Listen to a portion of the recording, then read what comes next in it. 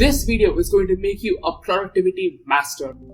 Imagine a student who's wanting to excel in their school exams as well as in their competitive exams, participate effectively in clubs, have an amazing social life, and also want to focus on personal development. If that sounds like you, I have the perfect video for you today. I'm sure all of this sounds very stressful, but there is one easy trick which you can use to effectively manage all of this. This skill is what I call as organization. Today, I'll be sharing some useful tips with how I organize things and how you can apply them, and some tools that I myself use to organize my entire hectic life. So, let's get going. Let's not waste any time. For starters, I employ a technique called as priority management for this. What do we exactly do? You set priorities for each and every task that you do throughout the day, from sleeping to showering to studying. All of them have a certain priority order. How do we do it? I'll show you my priority order. You can see on your screen.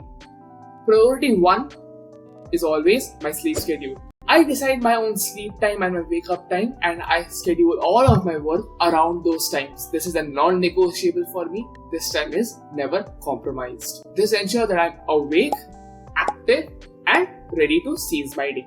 If you're a morning person like me, what you can do is schedule all of your sleep time at night. Whereas if you're a night owl, what you can do is schedule some afternoon nap time as well to cover up on the sleep that you may not get at night. Priority 2 goes to deep work. What is deep work? Deep work is a state where you're actively focusing on whatever work you're doing when you have absolutely no distractions.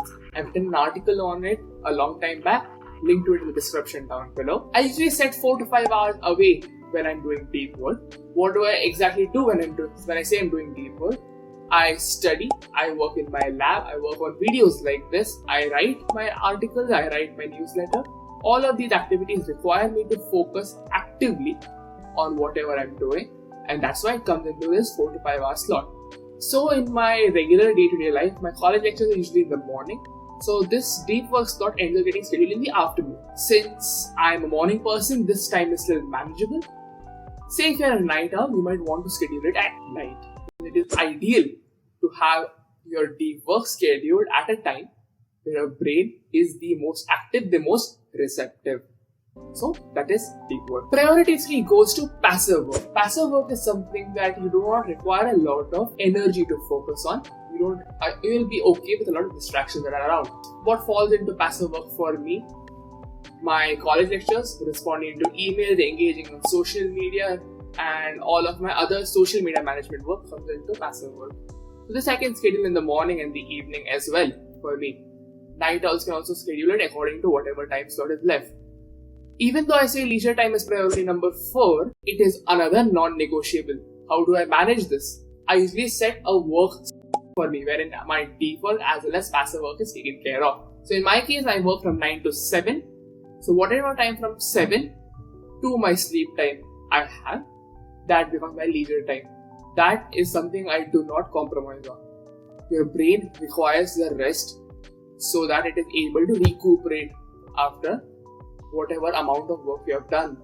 So for your brain to get that much rest, you require that leisure time. What you will do, you engage in your hobbies, maybe go out exercising, interact with your friends. So how do I exactly organize? I use a variety of tools for that. Firstly is my very trusted diary. So I carry around a diary whenever I feel like I need to note something down, something that may come up during the day. I always make sure to note it down and then schedule it accordingly throughout my day. My second most useful tool is my Google Calendar, wherein all the things I might have written down in my diary, I schedule it.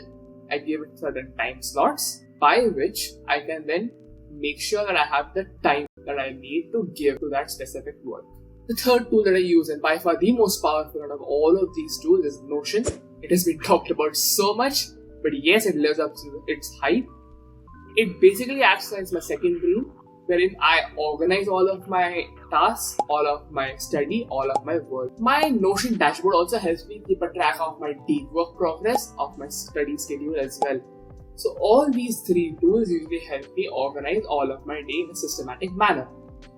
A free Notion template that I've made for all of my students is available for free for you people. Link is in the description down below.